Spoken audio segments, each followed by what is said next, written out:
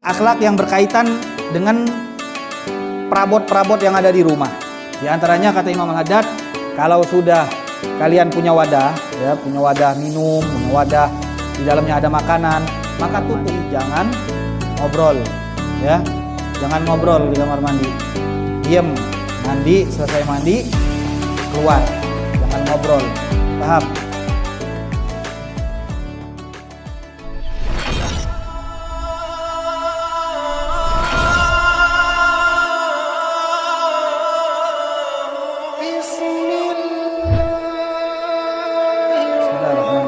قال الإمام الحبيب عبد الله بن علي الحداد رضي الله تعالى عنه ونفعنا به بعلوم سائر الصالحين في الدارين آمين. Al-Habib Abdullah bin Ali Al-Haddad mengatakan, wa alaika, dan hendaknya bagimu, bisyaddi afwahil asqiyah. Kemarin beliau menjelaskan tentang adab-adab masuk ke kamar mandi.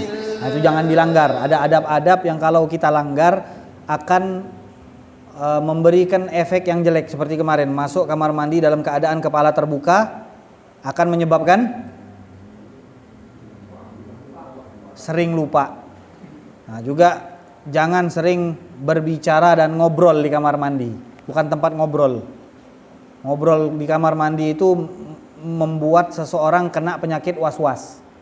Sering ngobrol di kamar mandi kena penyakit was-was. Jadi di kamar mandi jangan ngobrol, ya, jangan ngobrol di kamar mandi. Diam, mandi, selesai mandi, keluar, jangan ngobrol, paham? Kemudian sekarang beliau mengatakan, wa idza atasta fakhfid biha sautaka. Nah, di sini beliau mengatakan, wa alaika bitayamun. Kemarin belum kita jelaskan ini, wa alaika bitayamun. Seandainya engkau melakukan hal-hal yang baik, apa saja, memberi, ya, berwudu, apa saja hal-hal yang baik, maka lakukan dengan bagian yang kanan. Kecuali membasuh najis, menghilangkan yang kotor, masuk ke tempat-tempat yang dia tidak disenangi karena dia tidak suci, maka lakukan dengan yang kiri. Dan apabila engkau bersin, fakhfid biha, semaksimal mungkin usahakan dengan suara yang agak pelan, yang pelan. Bersin jangan disengajakan, sekampung dengar kalau dia lah bersin. Wafu, wafu, oh, sekampung hangat kalau dia sudah bersin. Usahakan semaksimal mungkin diredam suara bersin tersebut dengan menutupnya dengan tangan. Wastur famak, tutup mulutmu baik dengan tangan atau dengan tisu. Waqul, dan ucapkan alhamdulillahi rabbil alamin. Ucapkan alhamdulillah setelah bersin. Dan yang mendengar sunnah mengucapkan yarhamukallah. Kemudian yang bersin sunnah lagi menjawab yahdikumullah wa yuslih balakum. Yahdikumullah wa yuslih balakum. Kemudian jangan meludah kecuali di arah kiri. Meludah, kalau kebetulan memang ada ludah yang mau dikeluarkan, jangan meludah di depan atau di kanan, ludahlah di arah kiri. Dan setelah meludah, biasakan tutup ludah tersebut dengan sendal, jadi digesek pakai tanah, jangan sampai kelihatan orang ludah tersebut. Nah, itu kebiasaan yang sesuai dengan akhlak. Au tahta qadamikal yusra, atau kalau tidak bisa di kiri kita ada orang, di kanan kita ada orang, ya sudah, di bawah kaki kiri. Nah, kemudian ini akhlak yang berkaitan dengan perabot-perabot yang ada di rumah. Di antaranya kata Imam Al-Haddad, kalau sudah kalian punya wadah, ya, punya wadah minum, punya wadah di dalamnya ada makanan, maka tutup. Nah, seperti ini nih. Ada wadah minum, ditutup. Jangan dibiasakan dibuka. Nanti setelah ini ada disebutkan alasannya kenapa. Dan menutup rumah, terutama pada saat mau tidur dan pada saat mau keluar. Dan jangan engkau tidur kecuali sudah mematikan api kalau memang dia pakai lilin. Dan kalau dia pakai lampu, jangan dimatikan semua. Paling tidak ada lampu yang dia nyalakan untuk menerangi. Jadi jangan gelap gulita kayak di hutan. Jadi paling tidak ada sedikit cahaya yang menerangi rumahnya. Tapi sunnah dimatikan. Lampu-lampu yang tidak digunakan di malam hari dimatikan. Kemudian wala tanam, dan jangan engkau tidur. Kemudian wa idza asbahal ina maksyufan. Nah ini kalau kita di pagi hari menemukan ada gelas yang tadi malam kita isi air, lupa kita tutup dari malam, maka jangan minum air tersebut. Jadikan seakan-akan air tersebut air yang sudah tidak layak diminum. Maka buang untuk nyiram tanaman atau yang lain-lain. Karena apa? Bisa saja masuk binatang kemudian dia keluar, bisa saja habis itu ketumpahan tai cicak kecil, kita nggak tahu, nggak kelihatan. Jadi bisa terjadi di dalam gelas tersebut apa saja. Makanya dianjurkan kalau ada wadah yang terbuka dari malam, di pagi hari kita lihat dia masih terbuka, maka jangan diminum. Nah, kecuali dia dalam keadaan tertutup. Wa qad dzakara Syekh Ibn Arabi fil Futuhat. Syekh Ibn Arabi, beliau ini seorang ulama terkemuka, punya kitab namanya Futuhat Al-Makkiyah. Kitabnya Futuhat Al-Makkiyah, yang guru-guru kita menganjurkan untuk tidak membaca kitab ini. Karena tidak semua orang bisa mencerna omongan beliau. Jadi ini kitab Ibn Arabi tidak semuanya. Tapi untuk level Imam Al-Haddad bebas mau baca kitab apa saja. Karena sudah kuat di dalam akidahnya, sudah kuat di dalam hadisnya, sudah kuat di dalam tafsirnya, sudah kuat di dalam ilmu syariah. Sehingga apa? Beliau tidak akan terkecohkan lagi pada saat membaca kitab Ibn Arabi ini, seperti kitab Futuhat Al-Makkiyah. Pernah ada seorang murid Abuya Said Muhammad bin Ali Al-Maliki ingin membaca, minta izin kepada Abuya Maliki. Abuya, saya ingin baca, penasaran apa sih yang ada di dalam kitab Futuhat Makkiyah. Kata Abuya Maliki, lebih baik kau membaca kitab-kitab hadis yang 6. Bukhari, Muslim, Abu Dawud, Tirmidzi, Nasai, Ibn Majah. Baca ini banyak ini kitab ini. Bukhari aja ada 4 jilid, ya enggak? Kapan mau baca ini? Baca ini dulu kata Abuya, baru nanti kalau sudah selesai semua baca yang lain kata Abuya, baru baca yang tadi. Nah, jadi Abuya mengarahkan agar kita tidak membaca kitab-kitab yang bisa menjadikan kita terperangkap di dalam omongan-omongan yang kita tidak mengerti.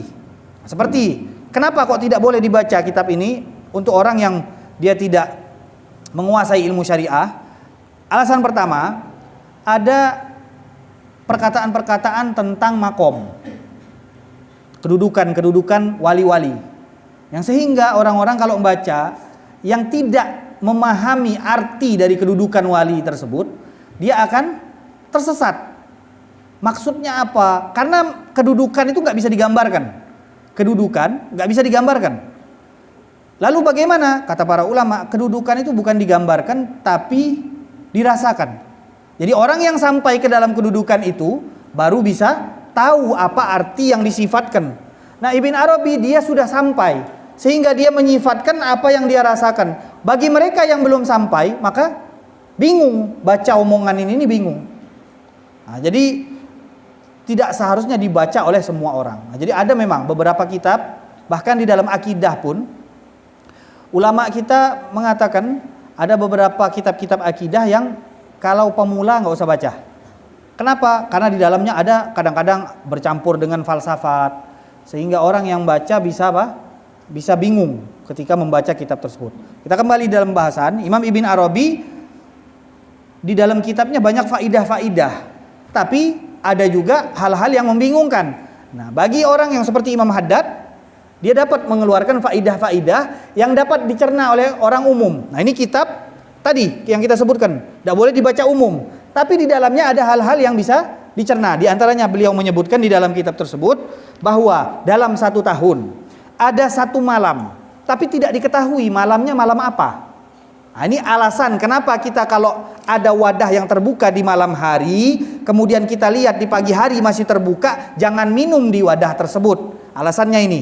Imam Haddad menyebutkan bahwa Ibn Arabi di dalam kitabnya Futuhat mengatakan bahwa ada 1 malam yang kita tidak tahu di dalam 1 tahun itu malam apa. akan turun di dalam malam tersebut dua penyakit-penyakit. Fala tusadif inaan maksyufan wala siqaan mahlulan illa dakhalathu. Penyakit-penyakit ini akan turun dan dia tidak melihat wadah yang terbuka kecuali dia akan masuk. Berarti dia tidak bisa masuk ke dalam wadah yang tertutup. Nah, jadi tadi kalau kita bicara secara zahir, ada kemungkinan kemasukan tai cicak, kemasukan binatang, ya enggak? Kemasukan hal-hal yang kita lihat dengan nyata. Tapi juga ada alasan lainnya. Ternyata ada penyakit yang diturunkan oleh Allah Subhanahu wa taala di malam yang kita tidak tahu itu malam apa, dan kalau dia melihat ada wadah yang terbuka maka dia akan masuk, dan orang yang meminum air tersebut tidak heran kalau dia terkena penyakit. Nah, untuk itu jadi hindari minum dari wadah yang sudah terbuka dari malam. Walidzalika, untuk itulah Nabi Muhammad sallallahu alaihi wasallam memerintahkan kita, tutup tempat minummu, tutup wadah makananmu, kata Nabi. Dan apabila kau tidak mendapatkan sesuatu untuk menutup wadah minummu, maka lakukan seperti ini.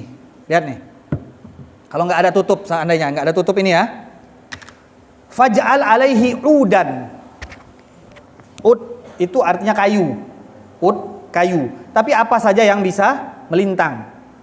Pulpen atau apa saja, pokoknya yang bisa melintang. Paling tidak, kalau tidak bisa ditutup seperti ini, maka tutup dengan kayu atau yang sejenisnya, dan ucapkan ismullah, bismillah, dan kemudian bertawakallah kepada Allah. Kata ulama, insya Allah kalau dia melakukan ini, air ini tidak akan turun hal-hal yang tadi kita takutkan, yang kita khawatirkan. Insya Allah akan aman. Minimal ditutup seperti ini. Nah, ini anjuran dari baginda Rasulullah Shallallahu Alaihi Wasallam di dalam perabot-perabot rumah kita pada saat malam hari. Beliau ajarkan tutup pintumu, matikan lampumu, ya terutama kalau yang masih pakai lilin, misalkan dia tinggal di sawit, tinggal di mana pakai lilin atau pakai lampu strongking, kan bahaya kalau dinyalakan terus-menerus, bisa membakar yang lain. Nah, kemudian wadah-wadah yang masih terbuka di malam hari tersebut tutup semuanya. Ini yang diajarkan baginda Rasulullah Sallallahu Alaihi Wasallam. Ajarkan kepada keluarga kita akhlak-akhlak ini agar supaya manfaatnya akan berkembang, manfaatnya akan bertambah, dan keberkahan akan turun di rumah kita dengan mengamalkan sunnah-sunnah baginda Nabi Muhammad Sallallahu Alaihi Wasallam. Wallahu taala a'lam bissawab. Ya Rabbana a'tarafna bi annana wa annana asrafna ala lada ashrafna fatub alaina taghsil li kulli hawba wastur lana al-awrati wa aminir rawati waghfir li walidina rabbi wa mauludina ikhwani wa sairil khillani wa kulli dhi mahabba aw jiratin aw suhba wal muslimina ajma'in amin rabbi yasma' fadlan dan manna la bi'tisabi minna bil mustafa ar-rasuli nahda bi kulli suri salla wa sallam rabbi alaihi addal alihi wa sahbihi dada tashi suhbi walham ilahi fil bad'i wa tanahi walhamdulil ilahi fil bad'i wa tanahi subhanakallahumma wa bihamdika asyhadu an la ilaha illa anta astaghfiruka wa atubu ilaik. Sallallahu ala sayyidina Muhammadin wa ala alihi wasallam. Alhamdulillah rabbil alamin. Untuk